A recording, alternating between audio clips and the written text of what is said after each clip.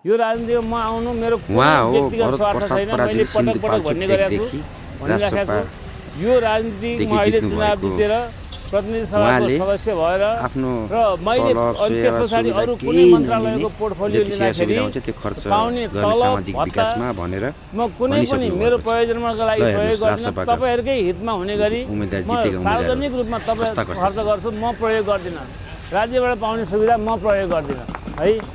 म सरकारको गाडी चढ्दिनँ। म यहाँ तपाईँहरूको आइपछि आउँदाखेरि म चढेको गाडी सेतो प्लेटको हुँदैन, मेरै गाडी चढेर आउँछु। केही पनि सेवा सुविधा नलिने गाडी पनि आफ्नै चढ्ने भन्नुभएको छ। भ्रष्टाचार मुक्त देश हुँदैन, त्यो दिनसम्म म भ्रष्टाचार विरुद्ध लडिरहन्छु। म आफू पनि भ्रष्टाचार गर्दिनँ र कसैलाई पनि भ्रष्टाचार गर्न दिन्न। त्यसैले तपाईँहरूले आज एउटा प्रतिनिधिको रूपमा छनौट गरेर पठाउँदाखेरि सधैँभरि ओहो मेरो प्रतिनिधि देखिस् त्यसले कस्तो काम गर्यो भन्ने दिनको सुरुवात गर्नेछु।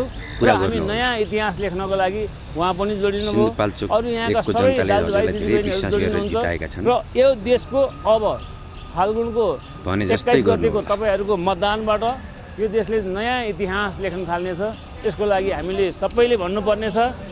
र जय घन्टी भोट केमा यहाँहरूको आफ्नो परिवारको इष्टमित्र सबैको लागि अनुरोध गर्नुहोस्। यो पटक चाहिँ हामीले घन्टीमा भोट हालौँ र पुरानालाई तिमीहरू बसेर हेर 5 वर्ष नयाँले काम कसरी गरिरहेछ, कसरी काम गर्नुपर्दो रहेछ भन्ने कुरो नयाँले देखाउनुहुन्छ भन्ने तपाईँहरूले भन्नुपर्छ।